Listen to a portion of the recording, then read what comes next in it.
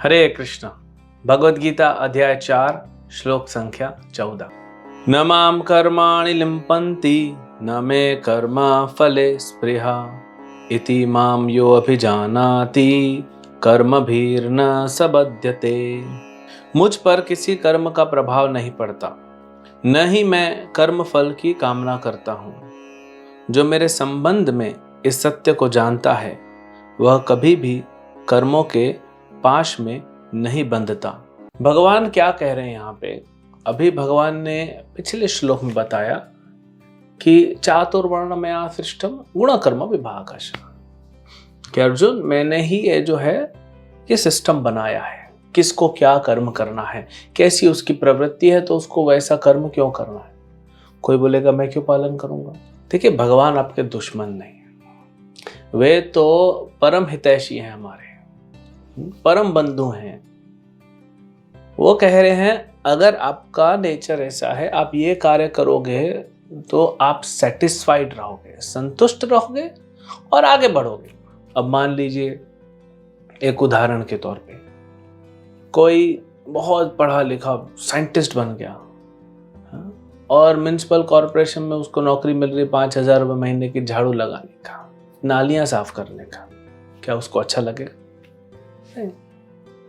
और कोई जो स्कूल से 5वीं के बाद छोड़ दिया, उसने, उसको पढ़ने का इच्छा ही नहीं, उसको बैठा दिया आप टीचर बनो, और मैं क्या पढ़ाऊंगा, मेरे को खुद पढ़ने का मन नहीं है। ऐसा व्यक्ति टीचर बन जाएगा तो क्या होगा? बच्चों की तो रोज छुट्टी होगी। हाँ, और 1 साल बाद जब एग्जाम होगा, उसका रिजल्ट आएगा तो बच्चों की भी परमानेंट छुट्टी कर देगा। अरे तुम भी ऐसे ही, मैं भी ऐसे ही। तो भगवान हमारे भले के लिए कुछ कह रहे हैं, लेकिन यहां भगवान कह रहे हैं कि मैं किसी कर्म में, मैं उस बंधन में नहीं हूं, क्योंकि हम तो बद्ध जीव है ना, इसलिए हमको सिस्टम फॉलो करना है। भगवान थोड़ी ना करते। और भगवान को कुछ इधर प्राप्त ही नहीं करना है तो क्यों बंधन फंसेंगे? हम बंधन में क्यों फंसे हैं? क्योंकि हम इस संसार में भोगना चाहते हैं, हम इस संसार की वस्तुओं को भोग करना चाहते हैं, इसलिए बंधन में हो जाते हैं। क्योंकि संसार हमारा है। किसी दूसरे की प्रॉपर्टी लेके आप उठा लोगे तो पुलिस जेल में डाल देगी। तो वैसे ही हमारा ये संसार नहीं है, ये भगवान का। लेकिन भगवान स्वयं यहाँ कुछ भोगना ही नहीं चाहते। अब आप सोचिए, कहाँ भगवान का A1 क्लास का वैकुंठ, चिन्मय जगत, इतना आनंद, ये 3rd क्लास जगह पे क्यों भगवान कुछ प्राप्त करने की इच्छा करेंगे?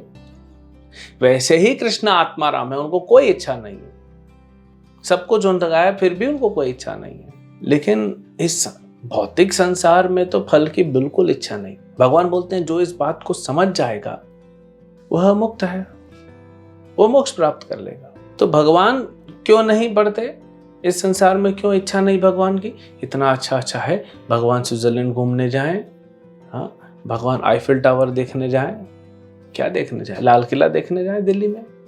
भगवान को हिमालय देखना है, माउंट एवरेस्ट चढ़ना, क्या है यहाँ पे जो ऐसा भगवान की कुछ इच्छा? भगवान यहाँ पे आते हैं सिर्फ हम लोगों के लिए, हमको सुधारने के लिए, हमको शुद्ध करने के लिए, कि चलो घर वापस चलो। वैसे ही जैसे आप देखते हैं मूवी डायरेक्टर होता है, कई बार जो स्क्रिप्ट राइटर होता है, मूवी लिखता भी है, डायरेक्ट भी करता है, प्रोड्यूस भी करता है। तो होता है ना, कुछ डायरेक्टर्स होते हैं जो खुद ही पैसा लगाते हैं अपना, लिखते भी स्टोरी अपना है, सब डायलॉग खुद ही लिखते हैं। वो मूवी में नहीं होते, लेकिन वे बताते हैं एक्टर को क्या करना है, एक्टर्स को क्या करना है। जितने भी एक्टर्स होते हैं उनको बताते हैं क्या क्या करना है।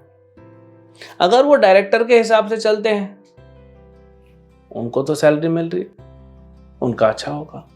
अगर डायरेक्टर के हिसाब से नहीं चलेगा तो परेशान हो जाएगा। जैसा जैसा डायरेक्टर बोला वैसा करो। अभी क्या होता है, डायरेक्टर ने कुछ बोला, कई बार ऐसा होता है कि कोई एक्टर ने अपने को एक्टर को कुछ गलत व्यवहार कर दिया, तो फिर क्या होता है, उस एक्टर के ऊपर पुलिस केस बनता है। वैसे ही भगवान डायरेक्टर हैं, भगवान स्क्रिप्ट राइटर हैं और भगवान ही प्रोड्यूसर है। और तो लक्ष्मीपति है ना, लक्ष्मी तो उन्हीं के पास है। तो उन्होंने कुछ यहाँ पे नियम बनाए, स्क्रिप्ट लिख दिया, भाई ऐसा ऐसा करो, आपको क्या मिलेगा, ऑस्कर मिलेगा। तो जीवात्मा को कब सुख मिलेगा, जब वो मोक्ष प्राप्त करेगा। ये आगे वाले श्लोकों में भगवान बताएंगे। भगवान कह रहे हैं ऐसा करो, लेकिन हम यहाँ अपने को एक्टर को एक्सप्लॉइट करते हैं, उनका शोषण करते हैं, इसलिए फिर हमको जेल में डाल दिया जाता है और बंधन में डाल दिया जाता है।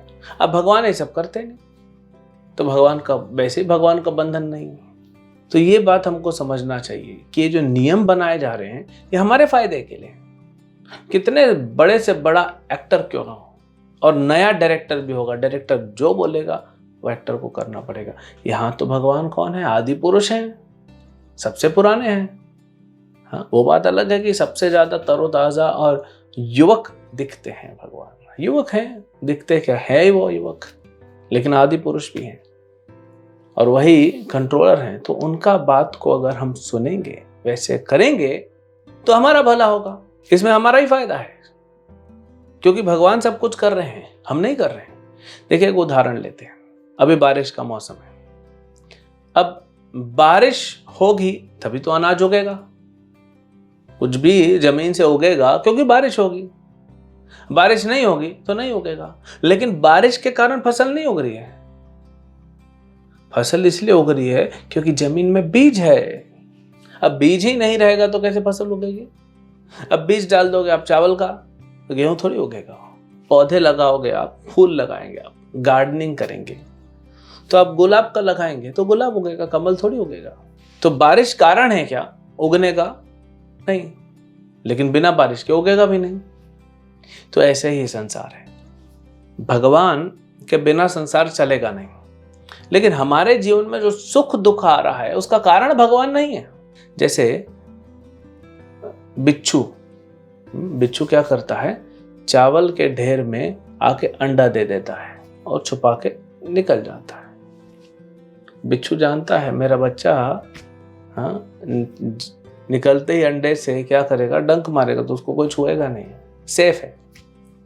अब चावल में वो अंडा रखा हुआ है, कुछ समय बाद अंडा फूटेगा, बिच्छू बाहर आएगा, तो लोग क्या बोलेंगे, अरे चावल को बच्चा हुआ है। हाँ, चावल बिच्छू का माँ है। ऐसा थोड़ी होता है। तो करने वाले भगवान है, ये संसार नहीं कर रहा है, लेकिन ऐसा प्रकट होता है। अब कुछ लोग कहते हैं कि भगवान के कारण हमको दुख मिल रहा है। अब भगवान के कारण नहीं मिल रहा है, हाँ, लेकिन भगवान हाथ नहीं डालेंगे तो वो स्फुरित नहीं होगा। भगवान क्या करते हैं, सिर्फ प्रोपेल करते हैं। आपके कर्म जैसे हैं, अच्छे कर्म हैं तो सुख मिलेगा, बुरे कर्म हैं तो दुख मिलेगा। भगवान सिर्फ उसको मैकेनिज्म को, उस मशीन के सिस्टम को थोड़ा सा आगे बढ़ाते बस।